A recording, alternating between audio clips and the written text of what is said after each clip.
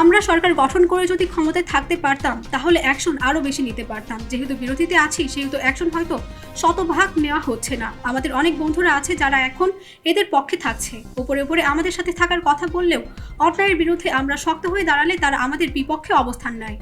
পৌরসভার প্রশাসকের কর্ম সম্পাদনের সহায়তায় শীর্ষক মতবিনিময় সভায় প্রধান অতিথির বক্তব্য শেষে সাংবাদিকদের কুষ্টিয়া ৩ আসনের সংসদ সদস্য মুফতি আমির হামজা এসব কথা বলেন। এ সময় মুফতি আমির হামজা আরও বলেন, কাজ করতে গেলে বাধা আসছে, বাধা আসলেও আমরা মানব না।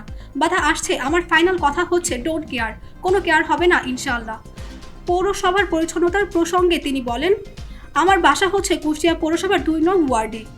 এখানের বাসিন্দারা ময়লার গাড়িতে টাকা দেওয়া লাগবে বলে বাসার সামনে ড্রেনে ময়লা ফেলে। ঈদে কেন ড্রেনগুলো জাম হয়ে যায়? এদের ওপর আইন প্রয়োগ করা লাগবে। সংশ্লিষ্ট প্রশাসন হয় জরিমানা অথবা শাস্তির ব্যবস্থা করবে।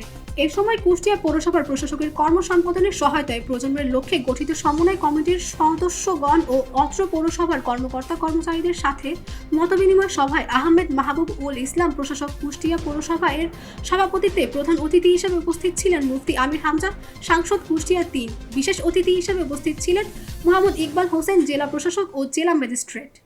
আসলে দুঃখজনক হলো সত্য, আমরা সরকার গঠন করে যদি জায়গায় থাকতে পারতাম তো অ্যাকশনটা আরও বেশি নিতে পারতাম। যেহেতু বিরোধীতে আছি হয়তো অ্যাকশন ১০০ ভাগ নেওয়া সম্ভব হচ্ছে না।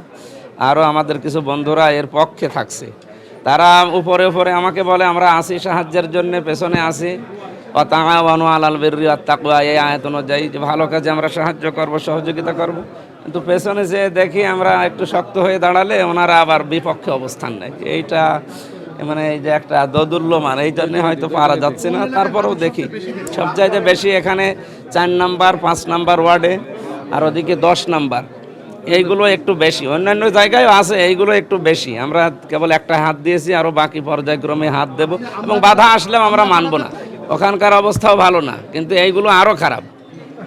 ওইগুলোর অবস্থাও ভালো না, এগুলো আরও খারাপ। আর বাধা আসতেছে, বাধা আসলে আমি মানে ফাইনাল কথা বললাম, ডোন্ট কেয়ার, কোনো কেয়ার হবে না ইনশাল্লাহ। আমরা